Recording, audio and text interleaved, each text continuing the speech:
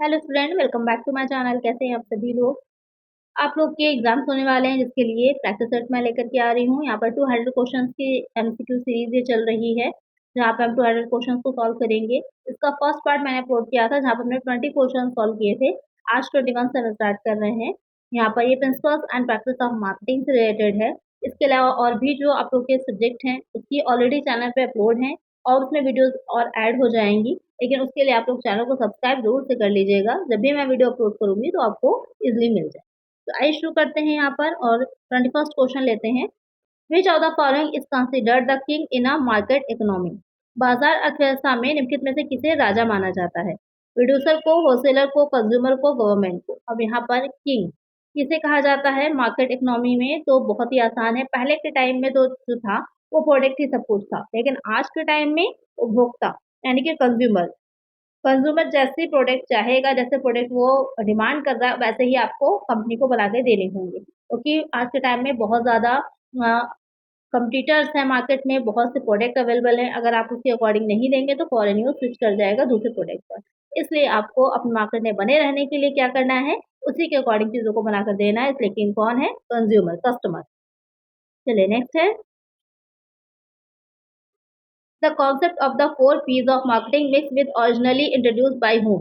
विपणन मिश्रण के 4 P's की अवधारणा मूल रूप से किसने प्रस्तुत की थी? फिलिप कोटलर ने, ई जेरोम मैकॉर्थी ने, पीटर ड्रकर ने, माइकल पोर्टर ने। तो किसकी है वो? जेरोम मैकॉर्थी की है। यहाँ पर 4 P की कौन कौन से आ जाती हैं इस 4 P's में चीजें? तो पहला आ जाता है आपका प्लेस, आ जाता है स्थान। दूसरा आ जाता है प्रोडक्ट, आ जाएगा। थर्ड आ जाता है प्रमोशन। ये चारों याद रखिएगा, अक्सर ये भी अलग से पूछ लेता है। प्लेस है, प्रोडक्ट है, प्रमोशन है और फोर्थ हो जाता है प्राइस। ये चार चीजें आ जाती हैं इसमें। तो यहाँ पर करेक्ट आंसर ऑप्शन बी होगा। चलिए नेक्स्ट है।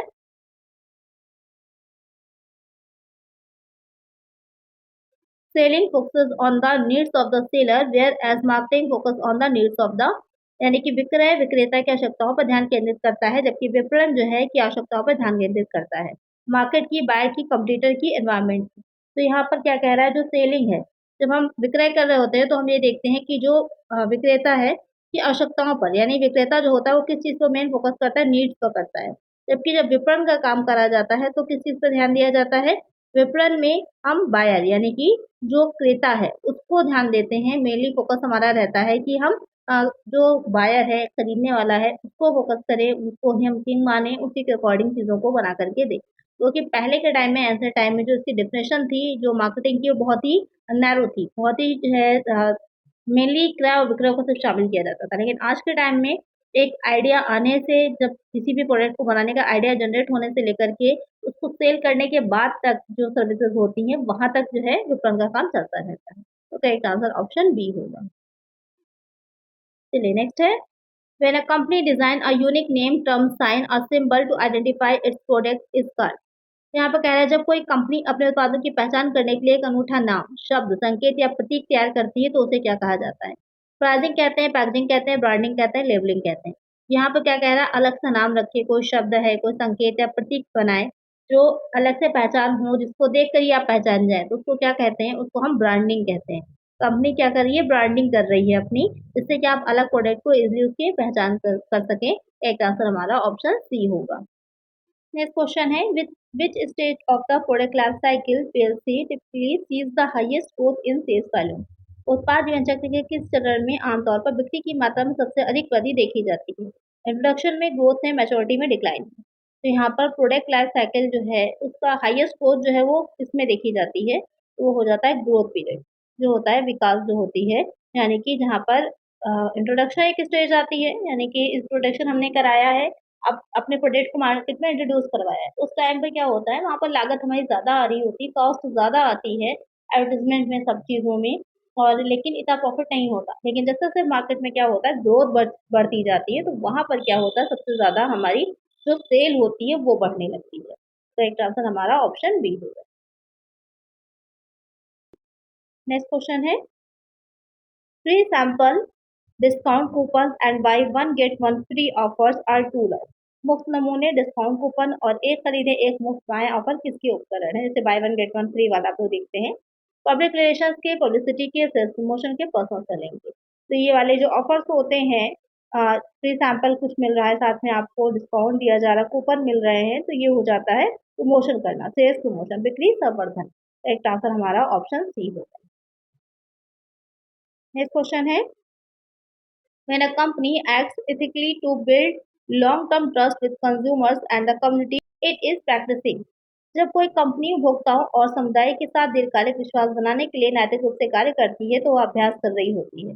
किस चीज का? ट्रेड मार्केटिंग का, सोशली रिस्पॉन्सिबल मार्केटिंग का, ट्रांसैक्शनल मार्केटिंग का, मोनोपोलिस्टिक मार्केटिंग का। तो यहाँ पर जब कोई भी कंपनी है वो किस तरह का एक्ट कर रही है कि ज़्यादा से ज़्यादा लोगों में वो लॉन्ग टर्म बिलीव बना सके, तो वो क्या कर रही है?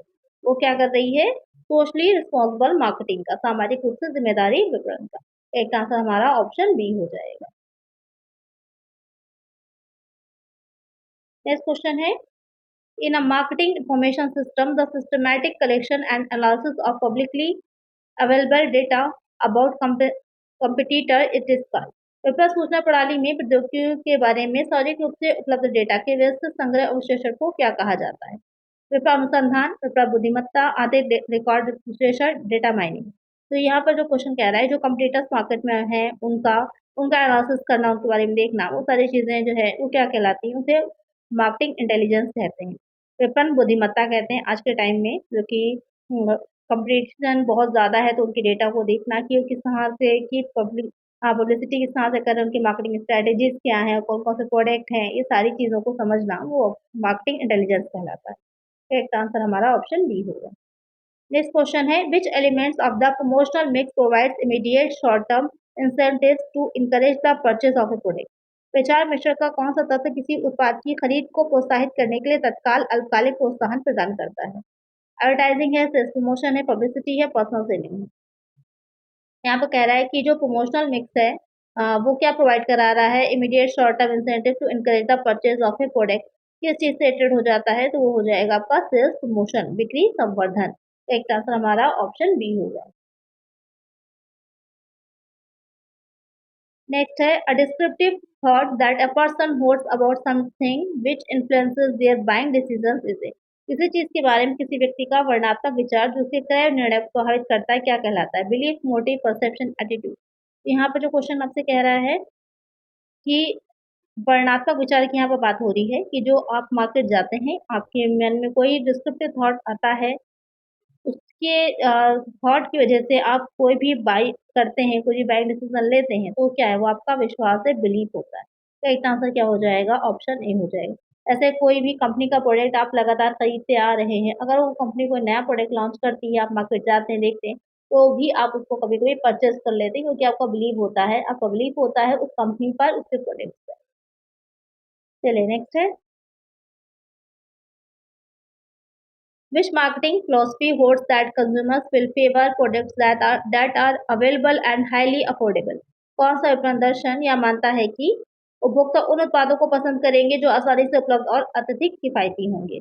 प्रोडक्ट कॉन्सेप्ट में, प्रोडक्शन में, सेलिंग में, मार्केटिंग में। आज के हम लोग इंडिया में काफ़ी हद तक मिडिल क्लास फैमिलीज जो होती हैं वो इसी तरह से बाई करती हैं कि अफोर्डेबल होने चाहिए, और हमारी आवश्यकताओं को पूरा भी कर रहे हैं, अफोर्डेबल भी हो प्राइस में, तो हम उन प्रोडक्ट्स को जल्दी परचेज करते हैं।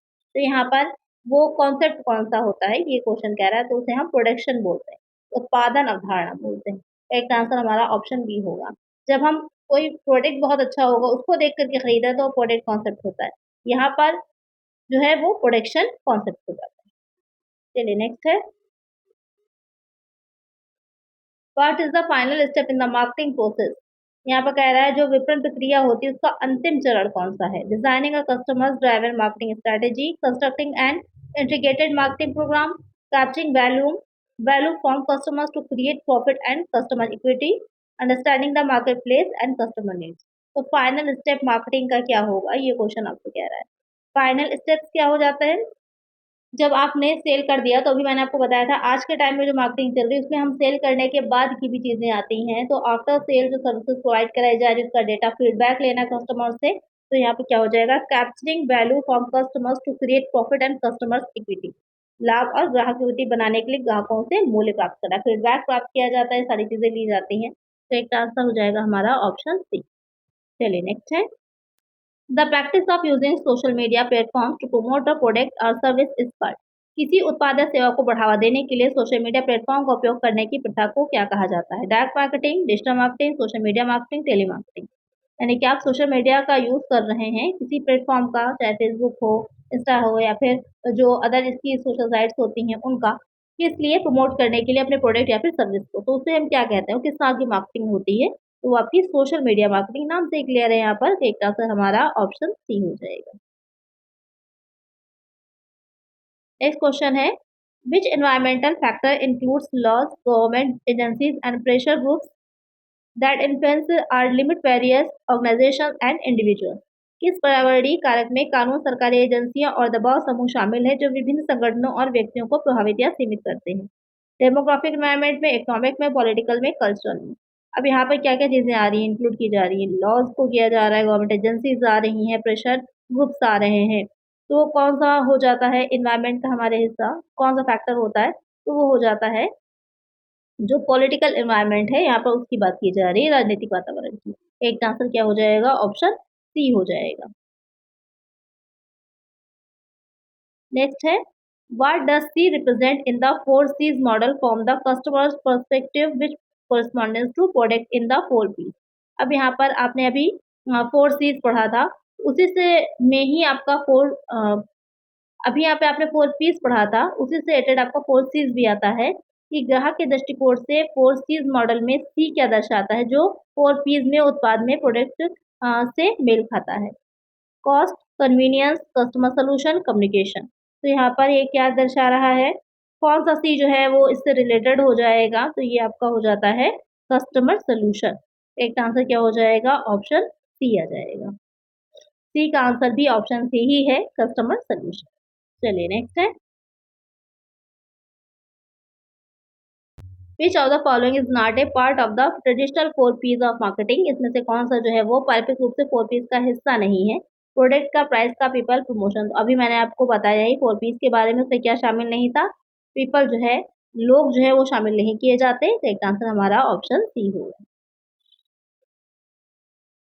नेक्स्ट है, dividing a market into distinct groups of buyers with different needs, characteristics और behaviour is called.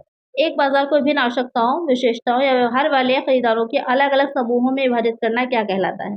Market targeting है, सेगमेंटेशन है, पोजिशनिंग है, पेनिट्रेशन है। तो यहाँ पे बहुत ही आसान है, आप जो है लोगों के जो विशेषताएं, उनके व्यवहार है, किस तरह से वो परचेज करते हैं चीज़ों को, उसके बेसिस पे अलग-अलग ग्रुप्स बनाते हैं और उसको आप उसमें मार्केट को बाँट रहे हैं, तो आप क्या कर रहे हैं, आप कर रहे हैं मार्केट सेगमेंटेशन। बाजार विभाजीकरण, विभक्तीकरण जिसे कहा जाता है। एक आंसर हमारा ऑप्शन बी हो जाएगा। नेक्स्ट है, the stage in the product life cycle where sales growth slows down और levels of is known as. उत्पाद जीवन चक्र का वह चरण जिसमें बिक्री की वृद्धि धीमी हो जाती है, स्थिर हो जाती है, क्या कहलाता है? Introduction, growth, maturity, decline. तो अभी ऐसा ही आपने पढ़ा था कि कहाँ पर सेल बढ़ जाती है, तो वो ग्रोथ था। यहाँ पर क्या कह रहा है कि सेल धीमी हो जा रही है, सेल बढ़ तो रही है लेकिन उसकी जो स्पीड है वो स्लो हो जाती है, तो या फिर स्थिर हो जाती है, तो वो कौन सा लेवल होता है, ये क्वेश्चन आपसे कह रहा है। तो वो हो जाता है मैच्योरिटी लेवल, परिपक्वता। अगर हम इसका ग्राफ यहाँ पे बनाते हैं, तो आपके प्रोडक्ट के बारे में अभी लोगों को नॉलेज नहीं है, तो अभी इसकी सेल क्या होगी, धीरे-धीरे, धीरे-धीरे इंक्रीज़ होगी, बढ़ेगी। अभी लोग उसके बारे में जानेंगे, आप एडवर्टाइज़मेंट करेंगे, लोगों को बताएँगे, तो इसकी सेल क्या होगी, बढ़ती है। बढ़ रही है तो यहाँ पर ये ग्रोथ, ये यहाँ पर आ रही है, ये ग्रोथ हो जाएगी इसकी, बढ़ते-बढ़ते यहाँ पर फिर ये मैच्योरिटी पर पहुँचती है। यहाँ पर ये फर्स्ट स्टेज हो जाती है, जो प्रोडक्ट साइकिल होता है उसमें प्रोडक्ट की ये फर्स्ट स्टेज हो जाती है, जो इंट्रोडक्शन पीरियड हो जाता है। उसके बाद यहाँ पर सेकंड स्टेज आती है, ये वाली स्टेज जो ग्रोथ वाली होती है, यहाँ पर सेल जो होती है बढ़ रही होती है, ये सेकंड स्टेज है। यहाँ पर ग्रोथ हो रही है, सेल बढ़ रही। फिर यहाँ पर मैच्योरिटी पीरियड आ जाता है, जहाँ पर सेल जो होती है आपकी बढ़ती तो है लेकिन उसकी जो स्पीड होती है, जो उसका रेट होता है वो कम हो जाता है। तो ये वाला क्या हो जाती है, थर्ड हो जाती है। उसके बाद ये डिक्लाइन होना शुरू हो जाती है, कम होने लगती है। अब यहीं से फिर इसमें चेंजेस किए जाते हैं, फिर से ये ऊपर जाएगी, ये वाला साइकिल चलता रहता है हमेशा। तो इस तरह से ये वाले में आपकी बहुत ज़्यादा कॉस्ट ज़्यादा आ जाती है, सेल कम होती है। ये वाला जो पीरियड सेकंड होता है, यहाँ पर ग्रोथ हो रही होती है, तो यहाँ पर आपकी जो होते हैं प्रॉफिट वो बढ़ने लगते हैं और थर्ड वाले में प्रॉफिट सबसे ज़्यादा होता है, उसके बाद कम होना शुरू हो जाते हैं। तो ये वाला पूरा एक आपका लाइफ साइकिल रहता है प्रोडक्ट का। तो यहाँ पर करेक्ट आंसर ऑप्शन सी है। नेक्स्ट है setting a low initial price for a new product to attract a large number of buyers and a large market share इस पर। बड़ी संख्या में खरीदारों और बड़े बाजार हिस्सेदारी को आकर्षित करने के लिए एक नए उत्पाद के लिए कम प्रारंभिक मूल्य निर्धारित करना क्या कहलाता है? मार्केट स्कीमिंग है, मार्केट पेनिट्रेशन है, साइकोलॉजिकल प्राइसिंग है, कॉस्ट प्लस है। यहाँ पे क्या कह रहा है, बड़ी संख्या में खरीदारों और बड़े बाजार हिस्सेदारी, यानी कि आप चाह रहे हैं कि ज़्यादा से ज़्यादा लोग आपके प्रोडक्ट को खरीदें और मार्केट में आपकी प्रोडक्ट ज़्यादा बिके, शेयर ज़्यादा हो, वहाँ पर उस मार्केट का ज़्यादा आप एरिया को कैप्चर कर सकें। तो वहाँ पर आप किस तरह का मूल्य रखते हैं, तो उसे मार्केट पेनिट्रेशन बोला जाता है। इसमें क्या होता है, प्राइस बहुत कम रखे जाते हैं, कम प्राइस से शुरुआत करते हैं। स्किमिंग में तो प्राइस बहुत हाई रखा जाता है और यहाँ पर प्राइस जो होता है मार्केट में, जब आप एंट्री कर रहे हैं लेकिन आपका प्रोडक्ट नया होना चाहिए, नया उत्पाद होना चाहिए, न्यू प्रोडक्ट होना चाहिए। आप कम प्राइस रखते हैं जिससे कि ज़्यादा से ज़्यादा लोग खरीद सकें। जैसे ही मार्केट आपकी बन जाती है, लोग आपको चीज़ों को परचेज़ करने लगते हैं, आप क्या करते हैं, प्राइस को बढ़ा देते हैं। तो यहाँ पर करेक्ट आंसर ऑप्शन बी हो जाएगा। नेक्स्ट है a name, term, sign, symbol or design that identifies the maker or seller of a product or services is it। एक नाम है, कोई शब्द है, कोई संकेत है, कोई प्रतीक या फिर डिजाइन है जो कि किसी उत्पाद या सेवा के निर्माता विक्रेता की पहचान करता है, वो क्या है? ब्रांड है, लोगो है, पेटेंट है, ट्रेडमार्क है। क्या हो जाता है? ब्रांड होता है। अभी इसी तरह का क्वेश्चन हमने सॉल्व किया था। तो वो ब्रांड होता है, ब्रांड से हम पहचानते हैं उस प्रोडक्ट। कभी-कभी ऐसा होता है कंपनी अलग होती है और आप ब्रांड ज़्यादा लोकप्रिय हो जाता है, ज़्यादा पॉपुलर हो जाता है, आप ब्रांड को जानते हैं, आपको कंपनी नहीं पता कि कौन कंपनी इसको बना रही है, लेकिन आप ब्रांड ज़्यादा अच्छे से जानते हैं। जैसे हिंदुस्तान यूनिलीवर लिमिटेड है, उसके बहुत से ब्रांड आते हैं मार्केट में। आपको कई ब्रांड ऐसे होते हैं, आपको पता भी नहीं होता कि ये कंपनी बना रही है और आप उसको यूज़ कर रहे होते हैं क्योंकि ब्रांड इतना फेमस हो गया है। और कुछ कंपनियाँ ऐसी होती हैं जो अपने ब्रांड को ही अपना नाम भी रख लेती हैं, जैसे बाटा। बाटा की अगर आप बात करिएगा तो इनका जो कंपनी का नाम भी बाटा है और इनका ब्रांड भी बाटा ही है। तो इस तरह से भी रहते हैं और कभी-कभी अलग हो जाते हैं। और उसी को जब जो है, उसी ब्रांड को जब क्या करा लिया जाता है, रजिस्टर्ड करा लिया जाता है, तो वो ट्रेडमार्क बन जाता है। इसको भी ध्यान में रखिएगा। लोगो तो लोगो उसकी पहचान कराता है, जो एक चिन्ह अलग-सा होता है, वो उसकी पहचान होती है। तो यहाँ पर आपके 40 क्वेश्चंस कंप्लीट हो जाते हैं। इसके आगे के क्वेश्चंस हम इसके नेक्स्ट पार्ट में करेंगे, लेकिन इसके लिए चैनल को सब्सक्राइब कर लीजिएगा और ज़्यादा से ज़्यादा वीडियो को शेयर किया करिए अपने फ्रेंड्स ग्रुप में। आज के वीडियो में इतना ही, मिलते हैं नेक्स्ट वीडियो में। Thank you.